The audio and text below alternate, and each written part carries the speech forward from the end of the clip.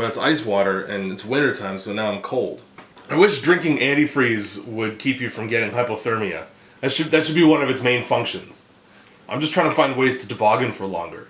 The science might not be there, but the fact of the matter is it's called antifreeze, and so it should keep you from having to worry about things like paradoxical undressing. I bet those Diallo Pass idiots wouldn't have taken all of their clothes off for aliens had they had a couple shots of windshield wiper fluid before going to sleep in their sad tent. Well, you see the skull and crossbones in that big campfire on the label? Well, that means that pirates drank this to keep warm.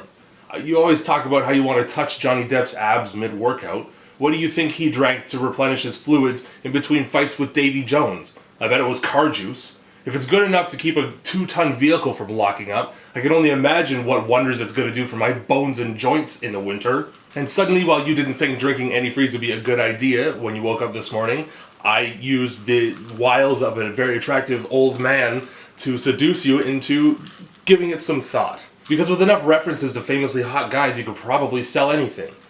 I hear Leo DiCaprio put Burt's Bees honey in his ass to gear up for his Oscar-winning role as being raped by a bear in The Revenant. That's one thing that's really great about Alaskan Aboriginals, is that they'd use every part of the husk left behind by an ursine sexual assault. Now, this may look like just an ordinary dildo that I found in the basement when I first moved in, but rumor has it, James Franco stayed in the crawl space behind the furnace room here when he was getting into the right headspace for his character in The Broken Tower, and this is the very same extramarital aid that he wrapped his tonsils around for practice. He sucks a dick in that movie. Fucking, I should be a spokesperson. Eat a urinal cake. I would.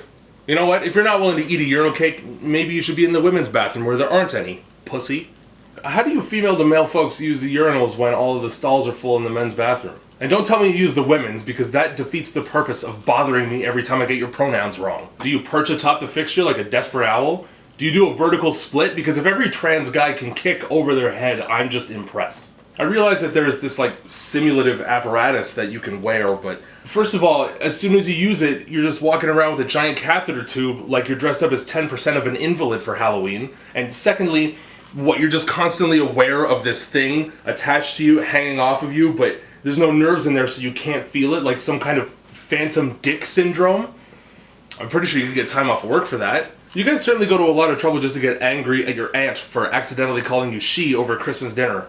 At least with male to female, it's just a gauze pad and a pair of scissors. Man, if I was trans, I would insist on keeping all of my old organs in a bucket to throw on anyone who said ignorant shit to me. If PETA can get away with throwing blood all over a perfectly good fur coat, I should be able to spoil a brunch with a Tupperware full of my ovaries. I'm just trying to be an LGBTQ ally. It fucking sounds like a spelling bee on Sesame Street. You know the sequel to Batman where Uncle Alfred the butler is getting sick, but he keeps insisting to George Clooney that he's just fine? Well, that was an lie. Just blow my fucking head off. I'm of the opinion that bathrooms should be 100% stalls no matter what.